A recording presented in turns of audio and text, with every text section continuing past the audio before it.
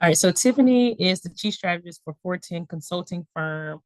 She has 12 years of dedicated experience in public health and nonprofit sectors working on statewide, nationally focused projects.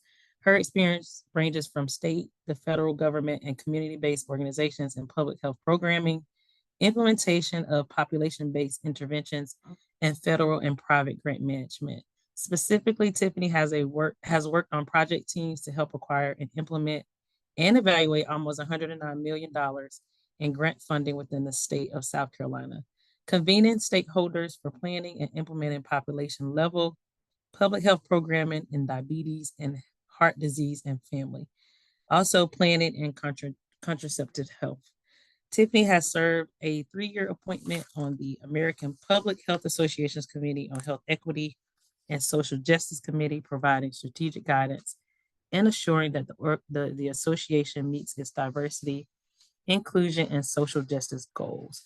Tiffany is also a certified health education specialist and holds a BS in health sciences, health promotion, and wellness from Clemson University, and public health and health services policy management from the University of South Carolina. So thank you, Tiffany, for being a part of the workshop today. We appreciate all that you will continue to do to work with our organization. So without further ado, the floor is yours, and I'm going to switch hosting over to you. All right, so while Ro is doing that, good afternoon, everyone. So really quickly, what are you supposed to do when like people are talking about you, that whole time? I'm like fidgeting, playing with the mouse, looking around. It's All like, right. what are you just supposed to listen or like what are you supposed to do? But anyways, I thank you all for having me. So I am very down to earth. I know that this is recorded, but I am very down to earth, very conversational in nature. I'm a teacher by heart, so I think sometimes that's the best approach to connect with your audience. So as you heard in my bio that she read, so public health, I'm a public healther, rural populations. I'm a rural girl from a dirt road in South Carolina. So when I think about equity, especially when it comes to birth equity, is very near and dear to me. So I am from St. Stephen, South Carolina, and my birth certificate says Charleston because I was born in the Roper St. Francis, or really actually St. Francis downtown, even though it takes you 45 minutes to get to that hospital. So when I think about just birth outcomes or maternal child health, the work that you all do, the Preeclampsia Foundation, Mama's Voices, et cetera, and all of the other coalition members that are present today, I commend you. It is necessary. I have seen the data just in my public health studies dating back to when I first got introduced to the field in 2008 on upwards of just knowing people who have experienced preeclampsia. And so as I was, afforded the opportunity to be here today, it's crazy how I was asking, some of my like friends and family, like, did you suffer from preeclampsia? I'm just like, I'm asking the question now, like, was that something?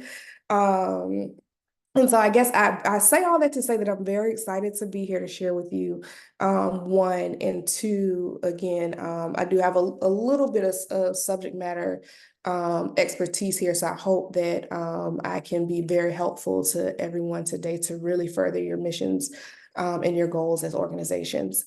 So I am going to share my screen now and remain on task because my mother would always say that I came out of the womb talking, if you can't tell. So keeping myself together and on task. Now, I want to preface this by saying that the way that I constructed this is part one. So the way that I constructed this workshop today was to really focus on grant readiness and prospecting. And so I teach from a basic level. I don't try to assume that anyone knows anything. So if you know, it is not to belittle you by any means. It's just I want us to make sure that anyone either see this recording and or who came into the room wanted to meet them where they are. So our workshop agenda for today, we did welcome overview objectives.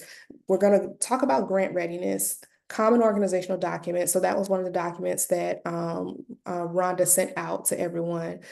grant prospecting, and like the strategy that should go into that, or some key tips of what should go into that. We'll have a Q&A, a post-eval. I'll talk about what office hours are, and then we will adjourn. And I will stick as close to 1:30 as possible. So our objectives for today, I'm sorry. I'm sorry. Will you check the participant, make sure nobody else is trying to get in? I'm sorry. So far, I do, let me just make sure. No, I don't see anyone so far. And hopefully, I believe it pops up, so I'll make sure to keep looking for that. All right, so our objectives for today. So we're going to identify practices for assessing organizational readiness to apply for grants.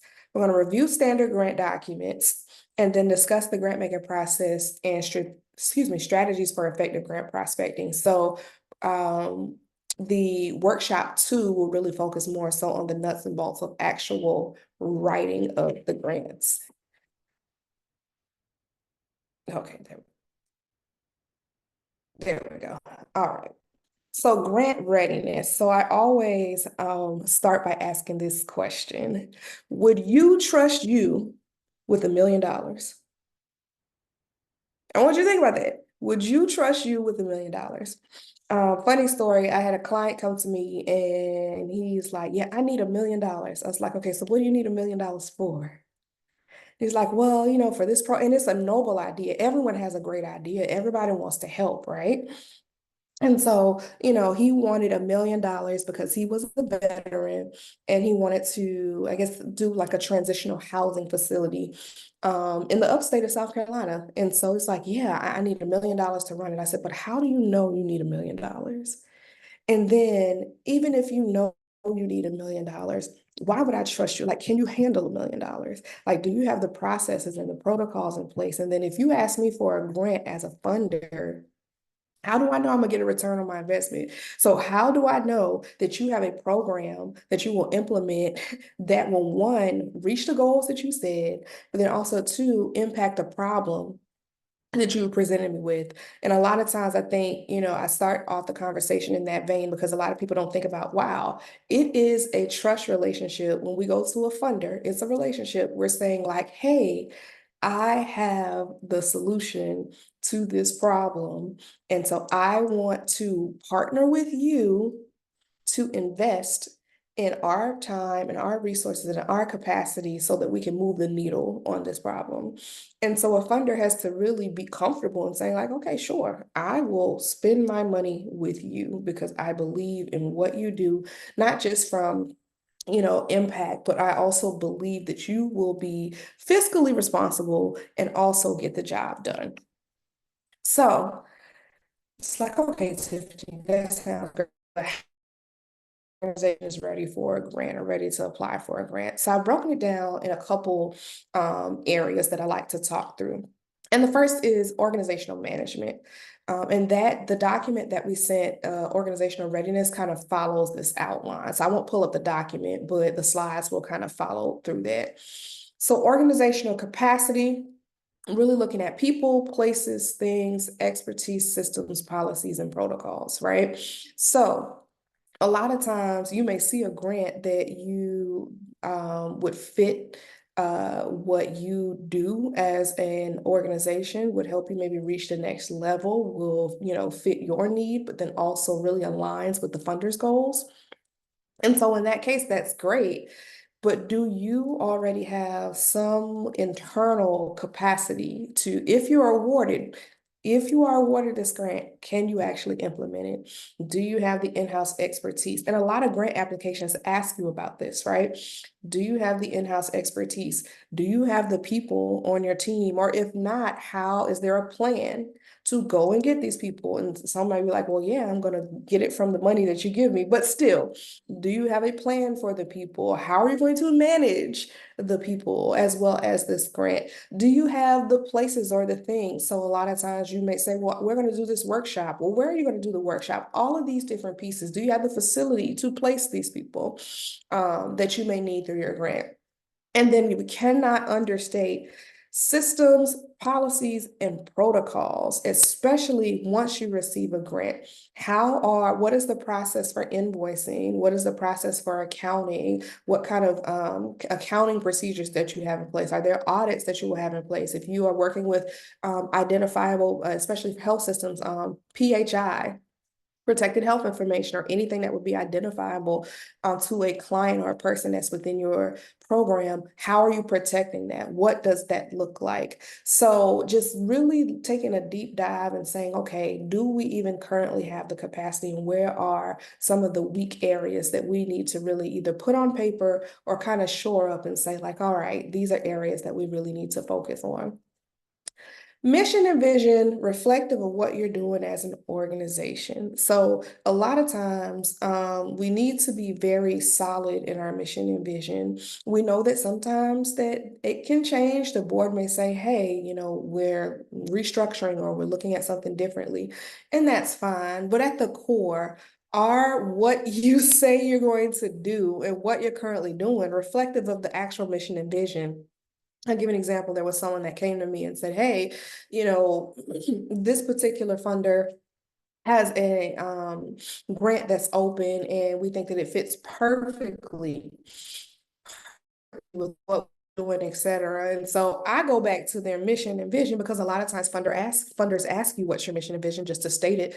And I said, if I were to read this doesn't look nothing like what you're doing and what the funder, I mean, what you're doing definitely aligns with the funder, but how did we get here? That's where my brain, how did we get in this area? And sometimes it's like, oh, we had an activity or we saw a need or whatever the case may be. And so we started doing this thing, it was successful, and it kept going. That's great. But again, we also want to make sure that there is alignment with our mission and our vision, and it's reflective of what we set out, that we said we were going to do. And then the last point that I want to make about organizational management is having an engaged and supportive board. This cannot be under or overstated, shall I say. A lot of times when it comes to grants management, your board is going to be, or grant seeking, shall I say, your board is going to be involved in terms of just whether there's a process in place. Maybe they have to approve it, especially if the grant is going to bring an influx of dollars and change systems, change organizational structure, change all sorts of things internally. Your board would need to be supportive of that. Your board would also need to be engaged in that process, just to make sure that they know, because it's one thing to write the grant, it's another thing when you get in and have to actually do it. So just making sure that everybody is on board with the direction as it relates to your grant seeking and your grant strategy, especially at the board level, is going to be key. All right, program management. So I always say it is important to have a program description, a one-pager, or a logic model detailing your program. There are so many grant applications that are, well, especially federal grant applications that are asking for logic models that detail the storyboard of, if we put this in and we do these activities, we should see these outputs, these outcomes that will make this long-term impact. And so having that kind of already thought through to a certain extent for your organization puts you ahead of the game. You may have to tweak it for a grant application, but again, these are things you already know and you already have. There is not a grant app, there is no anything that you can do beforehand, do it. We should not wait until we see a grant and we see the due date to then start on some of these common things that we should already know or should already have documented. And so from a program perspective, having your program descriptions already written out, having a one-pager that details out who you're serving, where they're from, what is their need, your objectives, your activities, your goals, puts you way ahead of the game when it comes to writing. All we would have to do is just look at how what you're doing, which is very clear from all of these documents, how what you're doing aligns with the priorities of a funder. And I keep going or saying priorities of a funder, not necessarily the grant, and we'll talk about why I say that in a minute. I want to, so in point two, I talk about clear program goals, objectives, and activities, but I also want to point out SMARTY, right? So SMART objectives, is specific, measurable, attainable, realistic, time bound. Now we're seeing IE, inclusive and equitable. So that is just something that I want to point out that you will probably see more in grant applications when they're saying, hey, especially when it comes to federal grants, Health and Human Services grants, DHHS grants, CDC grants of that nature. Those departments who really have a focus on equity, health equity, et cetera, they're looking for SMARTY goals. All right, program impact and evaluation. I want to talk about this mainly because there are a lot of, as a grant consultant, when I go and talk to different organizations, I ask, so what have you been doing? How can we prove that you know what you're doing aside from your internal capacity of people, but where is your track record, right? If we are trying to get money from a funder, what have we been counting things? How many people have we served? Do we have impact stories? Do we have an impact report, annual impact report that we do?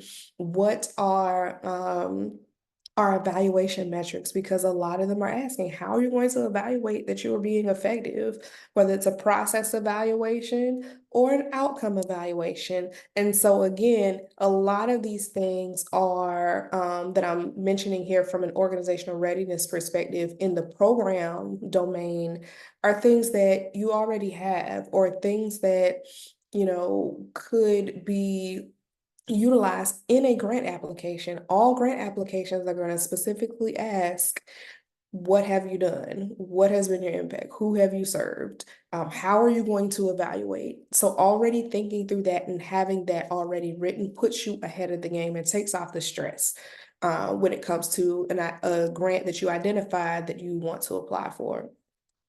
And then lastly, program sustainability. So I like to say a lot of times that funders are here for a good time, not a long time, right? It's kind of hard. Let's just say it's kind of hard. There are some grants that'll be for multiple years, few and far in between, but a lot of times you're either reapplying the next year, you're finding a new funding source, etc. So you have to think about sustainability, period. Like that's just a fact. You have to think about sustainability. And a lot of funders are asking on the front, so hey, are we funding the whole program? If we're funding the whole program, like how is this going to look in a year when, this or 2 years or however long the funding period, the grant period is, how is this going to be sustained? We don't want this one-time impact to where you are focusing in on this particular or implementing your program and then, oh, no money after this particular grant period, so we're just going to stop. Sometimes that can be more harmful than beneficial, especially for the people that we are serving. So again, you have to think about program sustainability. What does that look like? Are there different partnerships that make this program work? Are there different MOUs or just relationships? Is there a level of program income from a participant? How are we thinking creatively and strategically to be able to sustain our program? Are we absorbing it? Internally, are we absorbing it to some capacity? What does that look like? I will say 90% of the applications are right about sustainability. What do you plan to do? Financial management. So they also want to know, like, hey, we'll give you money, but can you handle the money that we're giving you? And so really thinking about or making sure that your financial records are up to date and accessible. So And I say accessible from a couple different lenses. So when I talk about financial records, it could be something as simple as your tax exempt letter as a nonprofit organization. I had a client one time send me a JPEG. I couldn't read it. I couldn't read it. So just having, there are just and we're going to go through the common grant, the standard documents, but having those things ready, if your program budget, your organizational budget, your audit, if you've had an audited financial record, your latest 990, and having that in a folder and having more than one person in the organization be able to access it. Of course, we don't need everyone accessing it, but there have been times where someone who has it or only has the access and we're unable to get to it because they're either out or whatever the case may be. So having those financial records up to date, but then also accessible. Thinking about your capability to manage the grant funding and grant accounting, what kind of systems and reporting would need to be in place. Policy and processes for contracting, invoice approval, and expenses and expenditures. So again, all of these are things that you will need to think about when it comes to grants management or being able to financial management of a grant, especially when it comes to federal. And then lastly, cash flow. So it all it surprises me when I tell people, it's like, so you do know that this grant you will be reimbursed. You're not getting the whole $100,000 in the very beginning. And they're like, what? What about 50? I'm like, no, it doesn't work like that. So you have to have some teeth in the game or be able to at least float yourself to a certain extent, especially if depending on this funding, be able to float yourself so that you can start the work and implement the work and then be able to request for either a reimbursement of funds. Now, there are times where you can do an advance of funds to help you move the work along, to help you implement the work. And there are also some grants that don't, that will provide some funding up front or on a quarterly basis. But the bulk of grants that I have done, both on the state level, on the foundation level, private foundation, as well as federal level, it is based on some sort of reimbursement system. So just keeping that in mind, from a financial management standpoint, you're still expected to start once awarded. You're expected to start. However, you may not have the funds from that particular grant in the very beginning. So that's always something that I tell people to keep in mind. Lastly, tip, manage your grant as if it's federal. So federal grants take a lot of management. They have a series, a federal grants management series that I tell everyone to watch, just from to prepare them to manage any type of federal grant, but then also it's helpful just with currently managing whatever grant you have. Yes, it's overkill. Yes, they have to account for every dollar, every cent, where it's spent, how it's spent. There are certain ways to do that. However, if you can do it from the federal level, then you can do it from any other level, is what I tell people all the time. So that's why I say think about managing your grant as if it's a federal grant, and then 9 times out of 10, you'll be in alignment with any other funding. Tiffany, there's a question in the chat. I just wanted to, is that a question, Nicole, or No, it's not a question. It's like make sure you have a plan for it. Yeah, I think yeah, that's what I was figuring. But she just said, she just noted, how are you tracking time on different grants? That's all. I don't think she's asking the question. I think she's more but just in general, yeah. So it's interesting you say that, Nicole, because I worked at DHEC and we had like different grants, and this is like trauma, but so DHEC, our state health department, and so I worked on the budget side, and so we had three specific grants for the department at the time. And so I had to work with the budget manager to look at the percentages of people that were on each grant and then take that and account for 7.5 hours within the day. So for instance, I was like 75%, this is an easy one. I was like 75% on I said the grant 1422. And then I was 25% on 1305. So it was easy because for me, because I knew that my PCAS, which was our personnel cost accounting system, my PCAS codes, I only had two, those two. And then what we did was we gave everybody a cheat sheet to say, all right, Tiffany, you're 75% on 1422 out of an 8-hour day. That's what, 6 hours. So when you go in, you put the code for 1422 and you put 6 hours. And then for 1305, you're 25%. And so you put 2 hours for the code for 1305. That's basic though, because I already know. But that is I think a challenge everywhere is when we have these pieces and parts of people on these grants, how are we accounting for their time? And yeah, so I don't really have an answer for it. I just know No, I just think like I've people been in having the a trenches plan, of like it. it's something you need to prepare for when you're Yeah. putting in a plan of like all these operational and support and finance and how you track the money. It's also how you track your time you're spending on it. Yeah, I've been in the trenches of it, but I leave that to accounting, which is another thing I tell people. So I am a grant, there is a difference between a grants manager and then the accounting piece of it. Now you can have someone that does both or has knowledge of both, but just be mindful. They are two separate things or can be two separate responsibilities from the accounting and budgeting and the nuts and bolts of how the money moves and is accounted for in ledgers versus I am managing the grant. And so I know that I've spent money in my supply line and I have an invoice for that and I have accounted for that and put that where it needs to go. Two different things. Again, it can be someone that does both, but just keep that in mind. All right, types of grants, and I'm looking at time. Please keep me on time, Ro. So types of grants, you have programmatic program development, which is the most popular. So I want to go over this because I get a lot of requests for general operating support.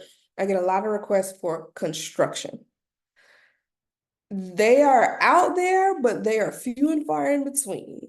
A lot people want to support things that help solve problems. They want to support your idea or your program that aligns with what they find a need for. So if I'm interested in rural populations and food access or nutrition access, I want to know what you're going to do. I want to support your idea or your intervention or your innovation regarding that. That's what I want to support. Now, I know as a funder that you need people to do that.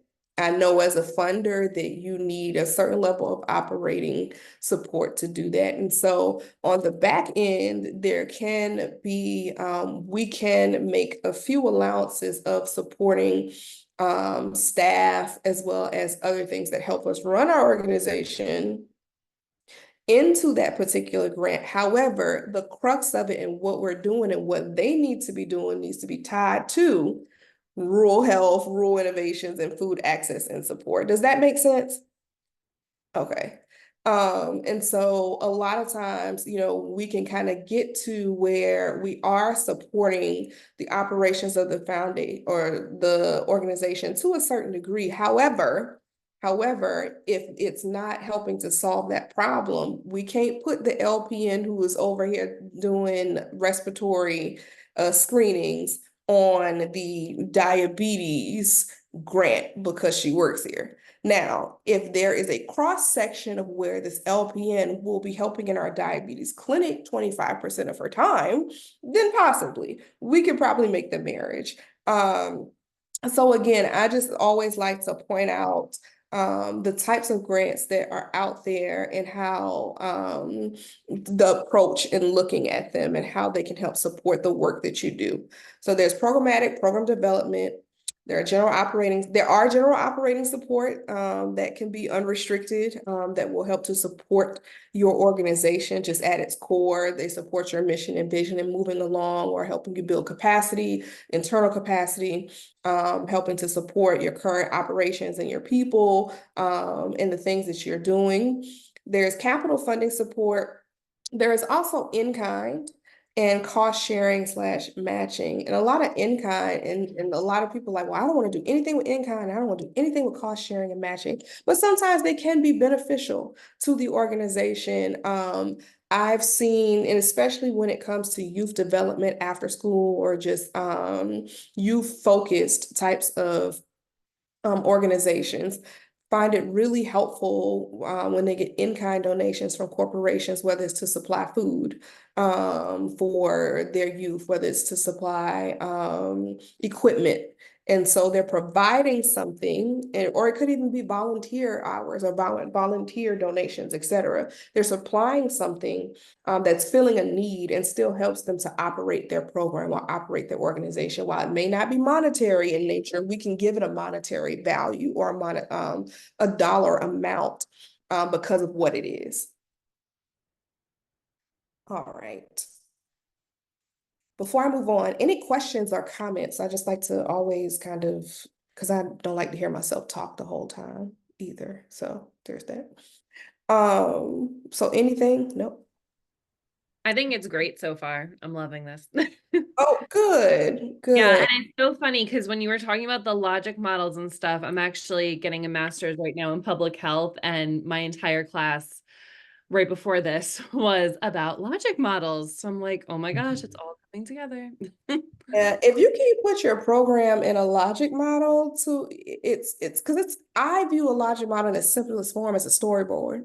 When you read it from left to right, it's like, if we input these things to do these activities, we'll get these outputs that will inform or help with these outcomes that will either increase or decrease whatever our long-term impact is. Like, that's a logic model in its base form. And I've seen them on some grants before, and I honestly just did not pursue those grants because I was scared by it.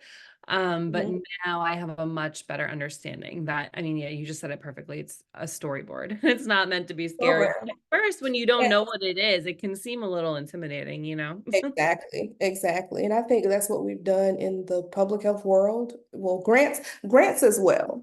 That's, grants as well. I tell people all the time, don't be afraid of federal grants. Don't be afraid of the private foundation. Like, don't be afraid of the grants. It's just a matter of being able to understand the nuts and bolts of it. So thank you for sharing that. And I love logic models, if you can't tell, love logic models. So I might come to you after this. love logic models. So we can definitely talk. I love logic models. Okay, so grant responsibilities. I always point this out because grants are not free money. There are responsibilities tied to the funding. You have a fiduciary responsibility, a stewardship of the money. Yes, it's yours, it's awarded to you, but you have to report back on how you use that money, and it should be in the way that you stated that you were going to use that money. Now, of course, a lot of times there is opportunity to change, or things out of our unforeseen circumstances do happen, etc. And so, again, there are times where you have to talk to your project officer or the person that you have been working with, to say, hey, we've had these barriers, or we've had these situations. How can we look at maybe doing something differently, etc. So we get that, or we need to spend the money here, or etc. But that requires a conversation, right? And I'll talk a little bit more about that on this slide as well. Accountability. So you have financial reporting, you have progress reporting. Make sure that you're documenting your progress throughout your implementation. So one of the best practices that I tell people all the time is, don't wait for the progress report. If you have a work plan and you have activities, what I always tell people to do is create a column on the right and put notes / updates. And as things happen with that activity, that goal, that objective throughout the month, throughout the year, put it in there. so that when it's time to do your progress report, you're just going back to your work plan template and grabbing that information. You have to remember about it, grabbing that information, and you're putting it into a report. Transparency. So we must be transparent with our funder. We must be transparent about what we can do, what we did do, and what we're not going to do. It's very important to maintain a level of transparency as you are implementing, going for grants, but then also implementing your grants. No organization is perfect. Some of the best organizations get denied all the time.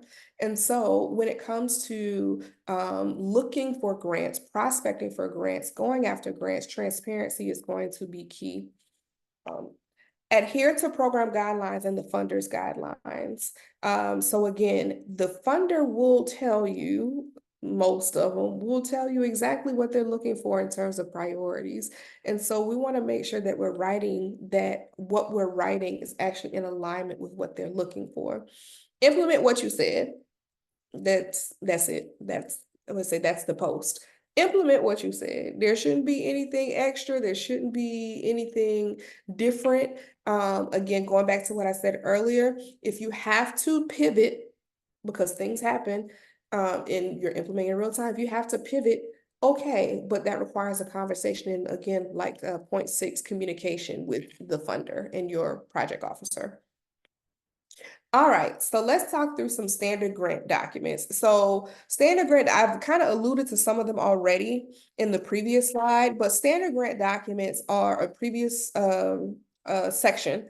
But standard grant documents are the things that you can have, and you can have already that 9 times out of 10 an application is going to ask for. Not all of them are going to ask for all of these documents, but just having this handy in a folder on your computer or a Google for a SharePoint, wherever, is going to put you again ahead of the game. So organizing documents. Sometimes they ask for your official tax exempt documentation, so that IRS designation form. Sometimes they ask for your state organizing documents, organization letterhead. I don't know how many times I am coming to a client and says, like, where's the letterhead? You need to put your letters of support on, or there's a certain something that they ask for, put it on letterhead. Having a grants documents folder that has your letterhead, your most up-to-date letterhead on it, key. List the board of directors. Sometimes they ask for specific information. They'll ask for a name, any affiliations. They'll ask for their title within the board. They'll ask for maybe contact information. There's one grant that I've done before where they do ask for contact information. So just going ahead and having that standard or having that ready will put you ahead of the game and keeping it up to date. And yes, Elizabeth. So I'm working on a grant right now that requires the home addresses of my board members, and it's the first time I've been asked for that, and I don't really love that I have to provide that. Is it okay for me to say my board members aren't comfortable sharing that information, or would that just put me in the trash if I did that? So with that sort of, because I had to do that before as well, which my board members were the organization's board members, like they just did it. So what I would advise you to do is I would reach out and ask. So there should be, do you have contact information for that funder? Yeah, yep, I do. I would reach out and ask. So, which is another key point. I ask questions all the time. Okay. I feel like I'm annoying them sometimes when I ask questions. So I ask, like and honestly, some funders, they welcome, I wouldn't say all, but some funders, they welcome you to ask questions. They welcome you to discuss sometimes, depending, maybe not federal, but they welcome you to kind of ask specific questions, clarify, because that's a clarifying question to me. They Right. love to ask questions of them so that you don't either make a decision on the front end that would be detrimental and Right. or they provide a little more clarity. So I think my first step before I kind of make that decision on my own would be to just ask them and see if they answer. Okay, perfect. Thank you. I've had to do that before. I think home addresses of board members is a little overkill. I don't know why that's necessary. There's also been grants where I haven't had to do that. So which is why with this list of board of directors, I was, just making the note of like it all depends on the funder, but just kind of having that level of information already ready puts you ahead of the game. Fabulous. Yeah. Organization, so next point, organization history and background. More than likely, there's going to be a question on some grant application that, says, provide us, tell us about your organization, or provide us, organizational background. You can already have that. Of course, you may have to tweak it, but you can already have that history, have that background of who you are, what you do, why you do, etc. And then the resumes of key staff. I've seen all levels of grant from federal on down ask for up-to-date resumes and or CVs of your key staff.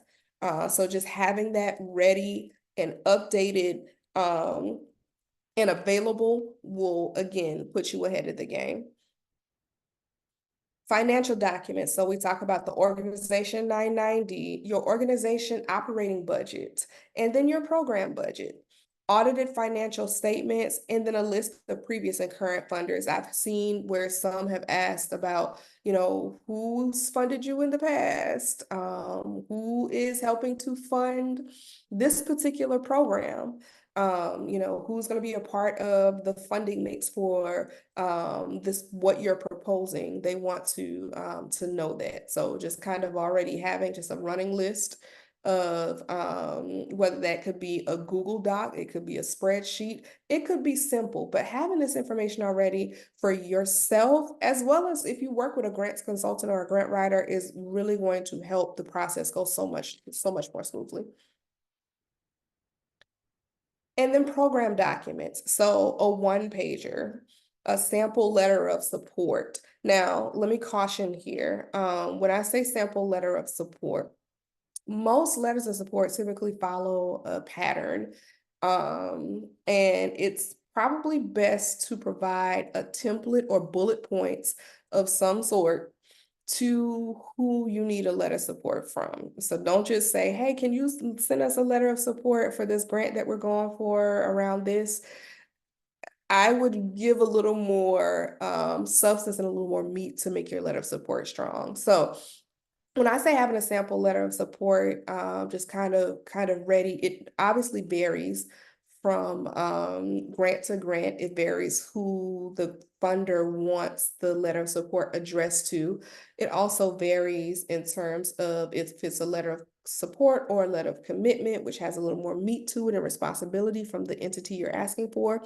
But in general, you can have a paragraph that's already stated, and you can have who is going to be, whether it's your executive director, you can have their signature. There are certain things that you can already have in place that's ready, and all you do is fill in some of the bullet points that you would want your partner to address in your letter of support, and you can send that on, and then you can and then that helps you to move the process along a lot smoother and a lot faster when it comes to getting those letters of support. Most recent impact report, impact numbers and data. So this could be as simple as a spreadsheet that you have within this folder that has, clients served year over year, whether you're distributing something, whatever your evaluation or impact data that you actually report or receive, having that. And it also can be qualitative if there are certain stories or testimonies in a Google document. And I say Google because I organize a lot of things in Google folders, but in a Google Doc that's already there. So it gives the funder, there will be questions they will ask, and it gives the funder a perspective. It paints the picture, it tells a story, and there is a place for storytelling within writing your narrative. And I will discuss that in part 2. Data and statistics describing needs. So I know that's not on the document that I sent, but I wanted to actually put this into the presentation because you're going to have to describe your need and why your need is a need. You're going to have to back it up with data. You're going to have to back it up with statistics. And so you already know that, or you've already seen that, or you're pulling your data from somewhere. Have it in your folder, whether it's just, again, a running Google Doc with some websites that you go to pull your data on a regular basis. If there's a specific data set that you use, put it in there. If there are certain numbers, charts, etc., go ahead and have that. So that will help you be, again, ahead of the game, and you have that information when it's time to actually write your grant.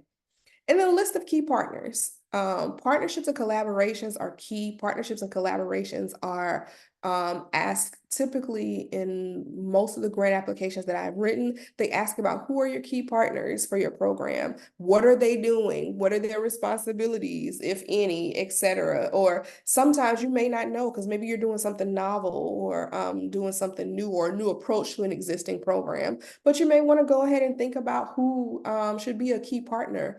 It could be as simple as having just a referral system in place with them, etc. Whatever the case may be, go ahead and have a list of your key partners, because 9 times out of 10, they're going to be people that you want letters of support for, and you're probably going to end up naming them in your application somewhere as it relates to them being a part of your intervention.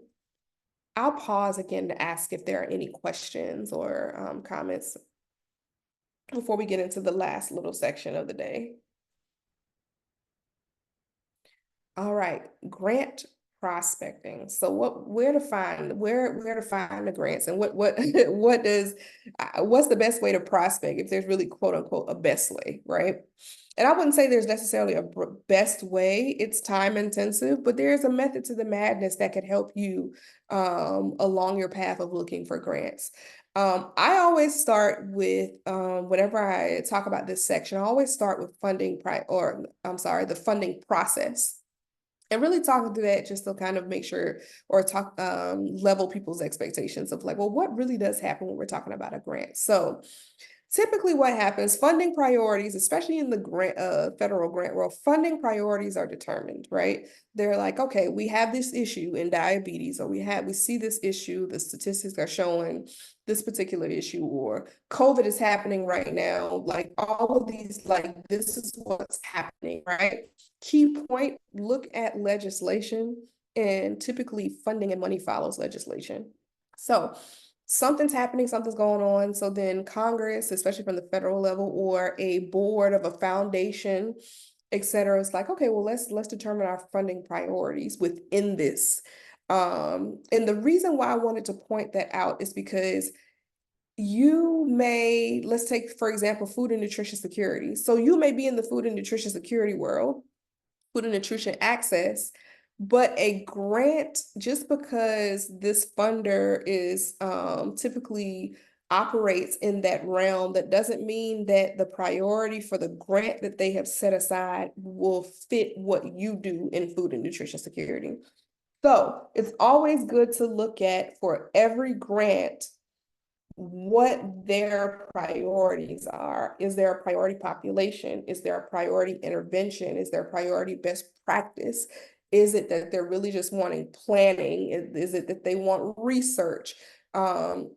Really look at what their priorities are for that particular grant cycle, because it may not, while the subject matter may mesh, what they're looking to fund in this particular process may not be what you do and what you can provide. All right, so there's funding priorities that are determined, there's a funding allocation. And so I talk about federal government, endowments from private foundations, state appropriations, or, there's foundations, they have board involvement to just determine what that funding allocation would be year to year. There's a funding announcement, and so you're looking at your notice of funding opportunity, or even a RFA, request for application. It really determines, or it really tells you, hi, we have funding. This is what we want to fund. This is the amount, and these are the things that we're looking for. There's an application period, which varies. I always get this question, is how typical is the application? It varies. It could be 30 days. It could be 3 months. It could be 45 days. It could be 6 weeks. It really depends on the funder. There's a review period followed by award notices. There's funding agreements. There is implementation, and then there's reporting closeout. So I always say this, I have waited 5 months before to hear back from a funder, and we got awarded, but it took 5 months. Don't be surprised if they say, oh, you turn this in November and we expect to make awards in February 1st. Don't be surprised if it's not February 1st. Just keep that in mind.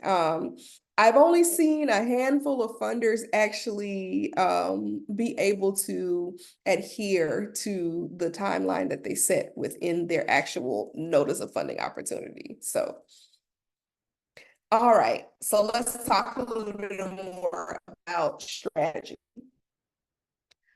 So first, know who buys what you're selling.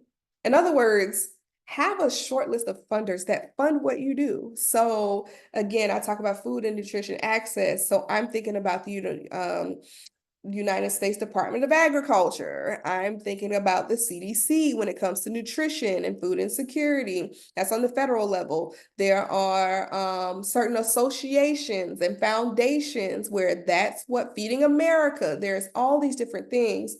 So I don't know, help me out when it comes to I guess think about Mama's Voices and the work that you all do or your different coalitions. What are some of those organizations or entities?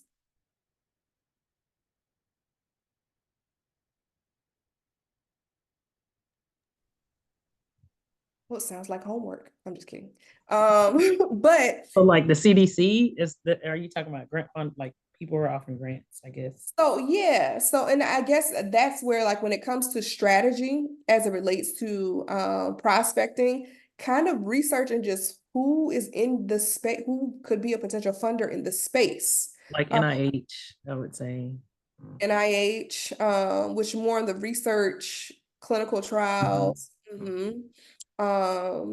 Just kind of knowing, for me, for a lot of my clients, I kind of keep a short list of like who website I need to check every so often to see if there's an opportunity. Like in North Carolina, Blue Cross Blue Shield Foundation, right? I kind of look, especially, location based, right? Or South Carolina. So or CDC Foundation, for those who work in state government, the National Association of Community Health and National Association of City and County Health Officials.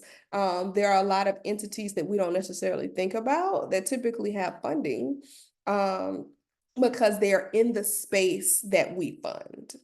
So I would recommend just kind of doing maybe a strategic deep dive of who could potentially be a funder, an organization, a foundation, association that may have received grant funding. Because sometimes they're looking for funding themselves, but sometimes they receive grant funding and they sub-grant it or they re-grant it back out to other organizations, especially in the community and coalitions that are closer to the people that they're looking to target to then do the work.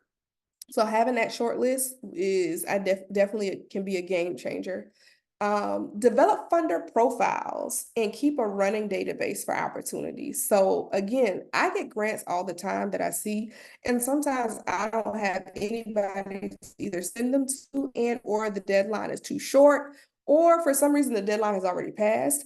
I don't just like throw it away. I keep a list. I keep arts grants, health focus grants, nutrition grants, health equity grants, etc., so that I know that I can always go back to these places and look for these grant opportunities in the future. So keeping a running database as you apply for grants, as you see grants, even if it doesn't fit or you don't apply for it, know when that cycle is, and then even look at the funder. So sometimes you'll see a grant that comes across your desk, but then go research the funder that's doing the grant to see if there are additional cycles that they have, to see if there are additional grant opportunities that they typically do throughout the year. Know your need and your numbers. Just in your grant strategy, know your need, know what you're looking for, and know how much it's going to cost you. Research the funder. So who have they typically, as you identify funders, Who have they typically funded in the past? This is key to your strategy. I would advise 990 forms are typically public. Go and look at the 990 form, and there, most times you will see a list of who they have funded in the amount. And you can see if your organization is in alignment with the types of organizations that they fund. Especially when it comes to foundations. You know, sometimes, and I hate to say this, but sometimes there are opportunities or where or there are times where the board or there is a board member who has a relationship with a particular entity or organization, and so it doesn't look like a natural fit, but they're funded. Why? Based off a relationship, which brings me to my point of developing relationships with funders. It's key. Introducing yourself to a funder. Sometimes there may not even be a particular funding opportunity, but introduce them to you in the work that you do so that you can build that relationship. Sometimes they'll say, hey, I want to let you know that there is this particular funding opportunity that's coming up. And I want, you and your organization, I think would be perfect. This would be a great opportunity for you. Please apply. Or I know of a colleague or a fellow organization that is looking for entities like yourself to do this type of work. Please reach out to so-and-so, or please to this person, or please look at this particular website where there is an opportunity. You'd want to start to build relationship with your funders, relationships or with funders. And that goes back to that short list. Having that short list of who may be buying what you're selling, and then developing a strategy to build a relationship with them for future funding opportunities. Last but not least, is the juice worth the squeeze? So I want to put this in here because all grants sometimes are not necessarily worth your time and your energy. And so you need to be mindful of that. If we're going to put all of this into this particular strategy, that we really need to make sure that we are actually that it's worth our time, that it's worth, and then that we're going to, a grant is supposed to help position you as well, right? A grant is supposed to help you continue on, sustain, but also move to the next level. And so if it's more work to put in and actually do it than it is in terms of an investment within our organization, the juice might not be worth the squeeze as it relates to the grant. And that's okay. That can be true. You can turn down or you can say no to a grant or look at a grant and say, no, this is not worth our time. This is not a good opportunity. This is not a good time for us. This is not what we should be doing. There are other things that we need to really look into, and we will move on, to another opportunity in the future. Does that make sense, everyone? I've done it before. You have to really look at, what is going to be best for you and your organization. Any questions or comments?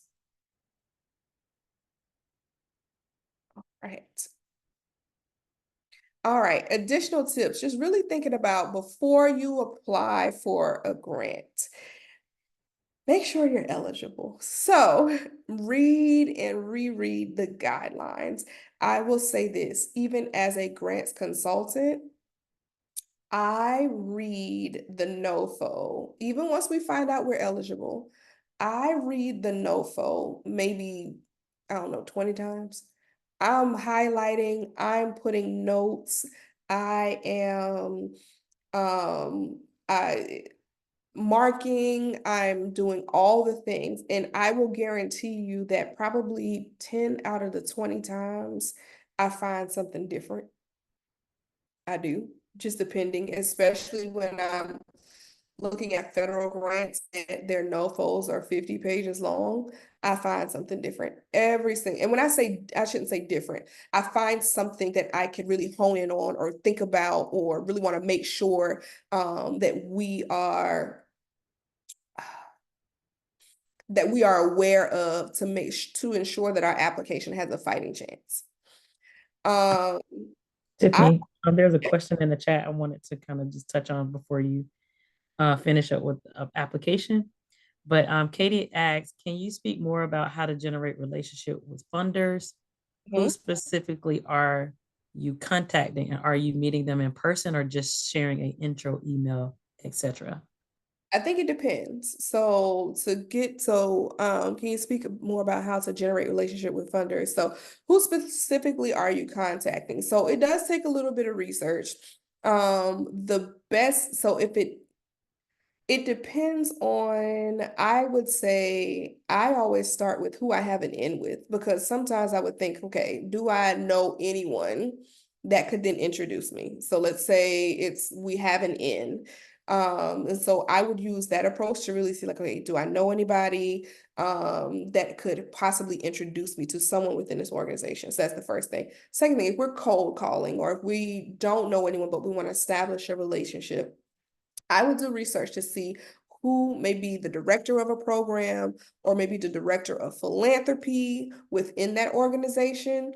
And that would be the first line of contact that I would do. Now, I would do an intro via email first. I wouldn't necessarily set up an in-person meeting. I do an intro via email. I would also, within that intro, just maybe say, hi, my name is Tiffany Mack. I'm with the Tiffany Mack Foundation. I was looking at your website and I see that your mission and vision really is in alignment with what we do as an organization. We blah, blah, blah, blah. I've attached our impact report just to kind of show you some of the work that we've done over the past. I'd really just love to have a conversation, learn more about your organization, not learn more about the funding opportunity because they know, but learn more about your organization, and it could even be if there are opportunities to, market or spread the word more as it relates to what you do. And if there's an initiative, I've noticed this initiative, and we'd be a great partner to just spread the word about this initiative that you have within your within our community. Can we connect to really talk more about that? So that's one way. Another way, and I think it might be on another slide, is LinkedIn. LinkedIn is, I should say, crucial. I have done so much more as it relates to LinkedIn in terms of getting in front of people, commenting on organization. So if this organization that you are, or this funder that you are looking to build a relationship with, I would also go and see if they have an active LinkedIn. I would start to comment on things on their LinkedIn. I would share things from their LinkedIn. I would connect with their people on LinkedIn. I've been too afraid to cold message people on LinkedIn. So I am opposite. I don't mind cold messaging people on LinkedIn. I just think there is a way that you introduce the conversation. And the worst that can happen is that they don't respond. Worst that can happen is they don't respond. But another tactic again is, as you are follow them. Follow the company, follow the organization on LinkedIn. I've also seen grant alerts happen on LinkedIn as they have different types of grants that they are, or they, RFPs or different things. They'll post on LinkedIn. And so I would, again, follow the company. I would see who works there, see, their titles. I start reposting some of their things that resonate with me, that resonate with our organization. I make sure that organization is following their page. And you never know, you just might end up, I would do dialogue in comments, etc., just so that you can start to be seen and have that conversation generate organically. Now, meeting in person can happen, but I would recommend doing an intro email first, and then possibly getting a phone call and or asking to meet in person later. I don't know if I haven't really seen or been a part of a conversation where meeting in person actually happens first. Not saying that it doesn't, especially if it's a funder relationship or someone that you don't know. Did I answer your question, Katie? Yes, thank you. And in this post-COVID world, I guess I should have specified that meeting in person actually means like a Zoom meeting, Oh. which is crazy. But thank you Yes. so much. Thank Yes, you. no, you're welcome. You're welcome. And okay, I have 16 minutes, guys. So I'm gonna speed along. All right. So I think we talked about this web presence. They will check. I had just really quickly on web presence. I had someone that a funder, and he said that he went looking for a website and nothing was, he needed to call because there was a community organization he had met and they had developed relationship, all of these things. He had met them and he didn't have any money at one time when they met, but then maybe like a few months later, he had some money and he was like, ooh, they would be perfect for this. He went, he's like, but he could not find their information. He went on their website. The website wasn't up to date. He couldn't find anything on the website. There were all these different things. And so he said, I had to move on to the next person because I could not find them. Make sure you have a web presence and make sure that it's up to date. And sometimes it's like, some people will, I'll stumble upon a particular community group and I'll go on the website and I'm looking for, he's like, I'm specifically looking for their annual report. Now, this particular funder, it's like, I'm looking for their annual report. That'll give me a clear picture of what they've done in the last 365 days as to whether or not I want to pick up the phone and have a conversation and say, hey, let's meet because there's an opportunity to provide you with some funding. So again, web presence, some funders will check. Be authentic. Be specific about how your grant money will be used, and then be mindful of reporting requirements. I always say you have to be mindful of what you have to do from a reporting standpoint on the front end, All right, where to find grants. And so I wanted to touch on this for in case, I get grants all the time. So in case any of you are like, well, I don't know where to find them. So of course there's grants.gov and there's federal. Do not be afraid of federal grants. Don't be afraid of them. I get that all the time. Once you write one federal grant, you can knock out the rest. Okay, maybe not, but you can, once you write one federal grant, it's doable. It's 100% doable.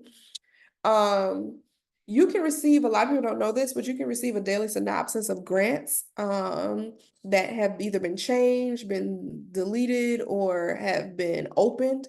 And so I get that every day, some of them for all of the departments. So whether it's Department of State, Department of Justice, Department of Health and Human Services, etc. So you can get that directly to your email every morning. And believe it or not, there are some that are in there that community organization, they're looking for community organizations.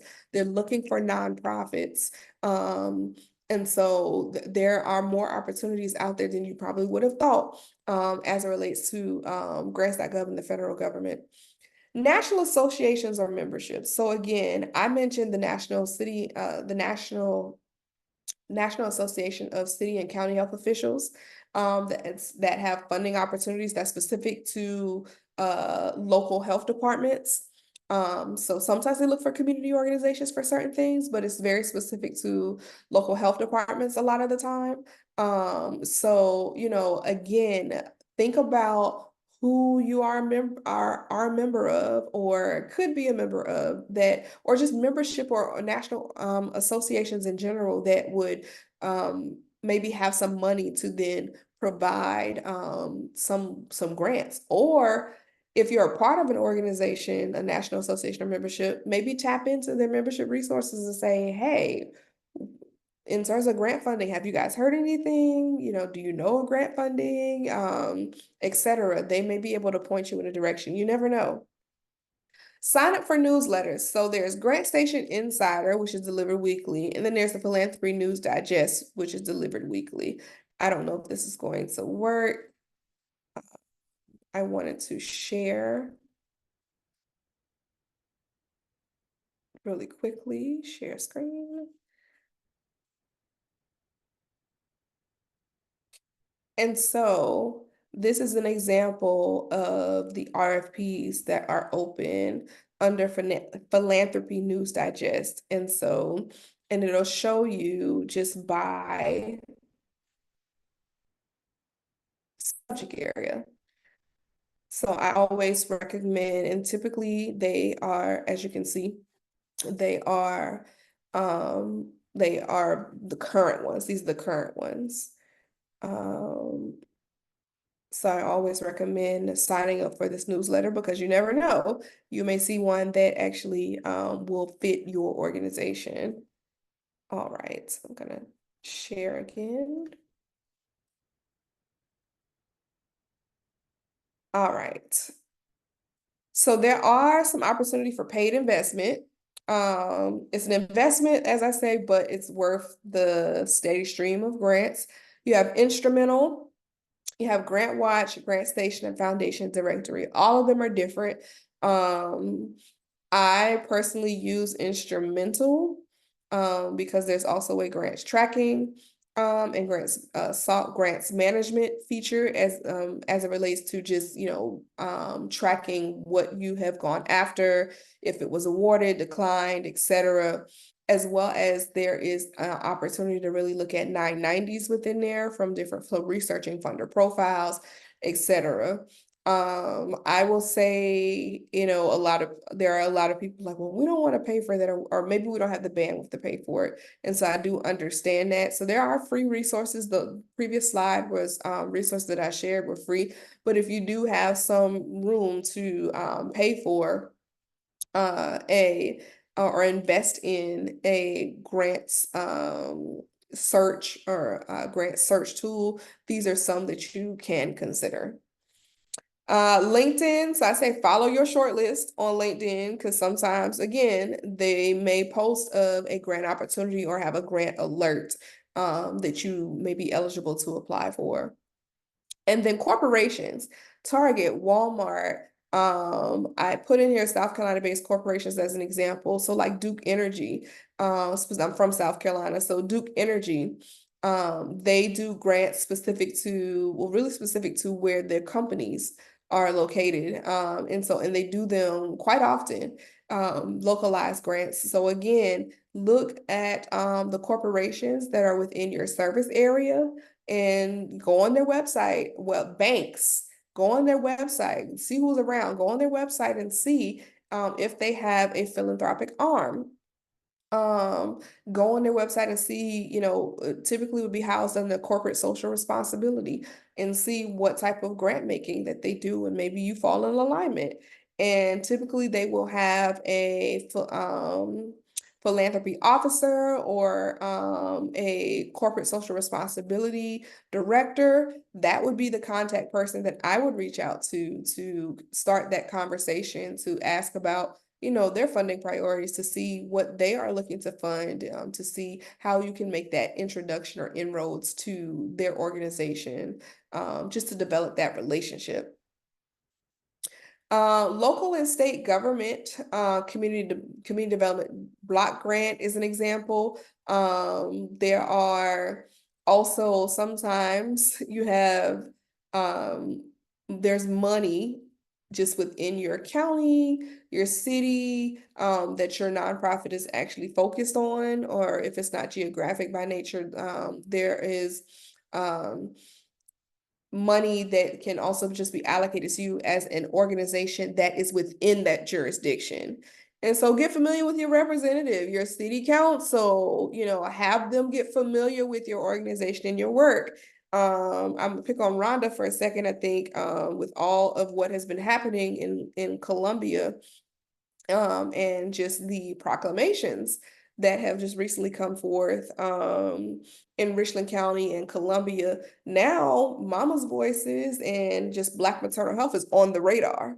So if money, let's say for instance, money comes up, or let's say for instance, there is extra money or whatever the case may be, you want your organization to be in position to be top of mind, or to say like, oh yeah, they would fit. Let me call Rhonda and see what can be done, or let's think about this, or how we can position. Believe it or not, that happens a lot more than what you think, specifically in your state and local congressional houses. So have them be familiar with your organization and your work. And your annual impact reports are going to be key. They're going to be key. And then lastly, banks. So Bank of America, Truist Bank, Wells Fargo, all of them have funding.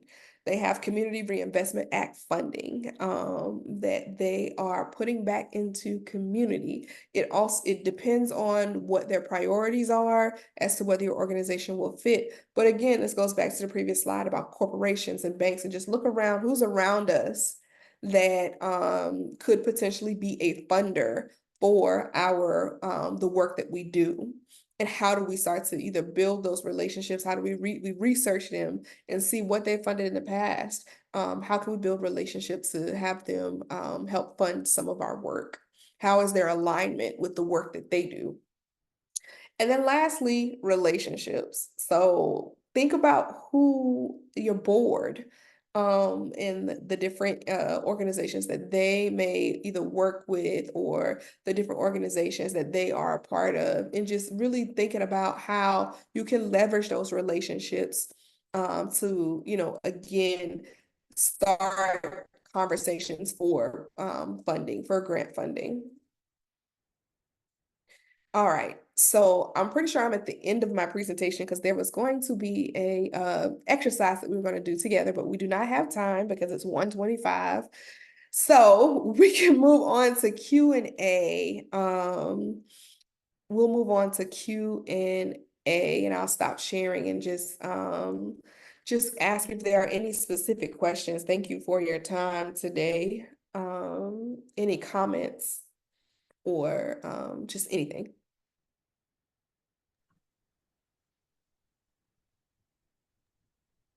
All right. Not a question, just a comment. So part of my role here is I compile our impact for our quarterly reporting for 3 of our grants, but I've never been involved on the front end of writing the grants. And just this hour and a half with you has been like mind blowing in pulling it all together.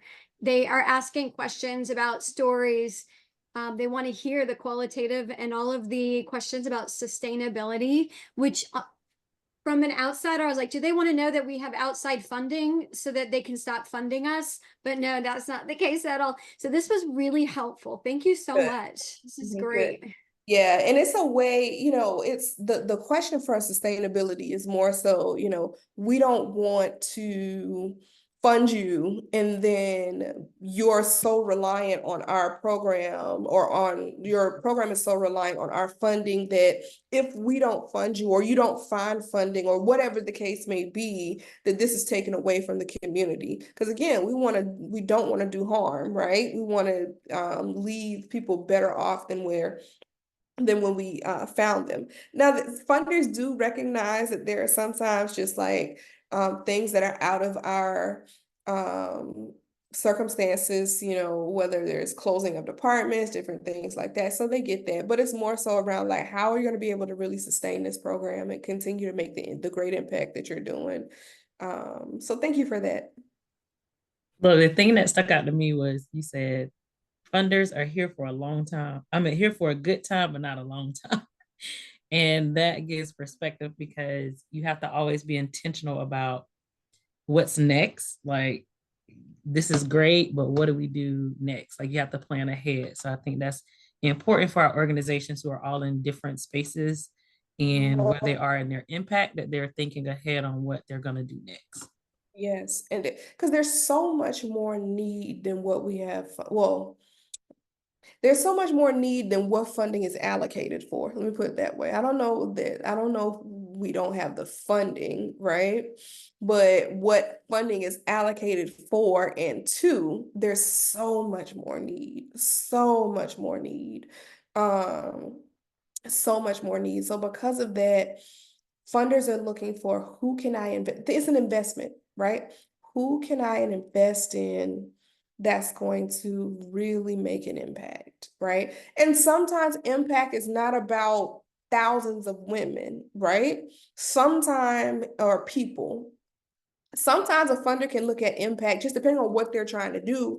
Sometimes a funder can look at impact from the standpoint of, oh, well, you know, this is going to be novel and innovative. And while it's maybe in its beginning stages here, this can be replicated. We can take this and disseminate this best practice of this program and replicate it elsewhere. And we see some great outcomes for it, right? Like the outcomes related to this population, even though it's not thousands of people, related to this population is going to be so profound to really help others and communities and et cetera. So yeah, just think of it that way. If you had $1 million, would you give it to yourself? Would you invest it in you? It's like, yeah, not just because you're doing a good thing, right? Not just because you're doing a good thing, but you're doing a good thing and you're also making an impact and you're doing it well. You're managing it well. So it's 1:30 on the dot. There was one other thing that I needed to share, which is I know it was a lot of information.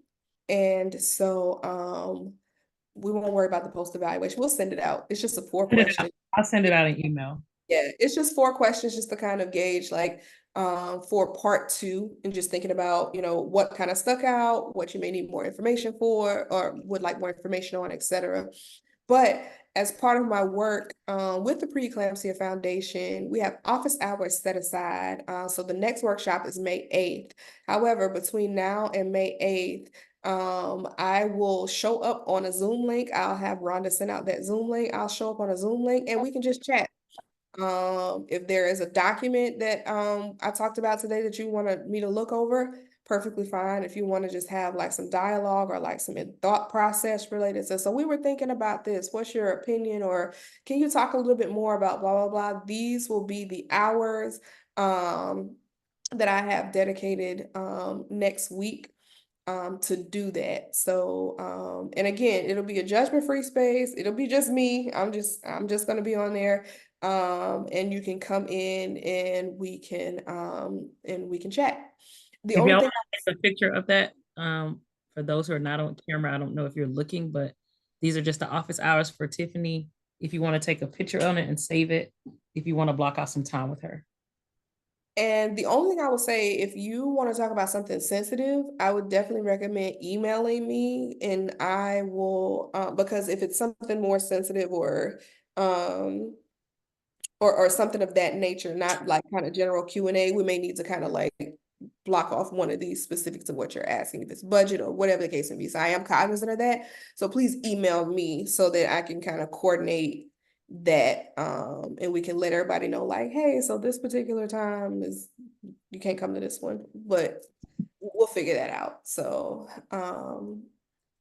all right, took a picture, great. Okay, so, and we'll send this back out too. Yeah. And that's just me and my contact information. So you'll have all that. Don't worry about that. You'll have all that.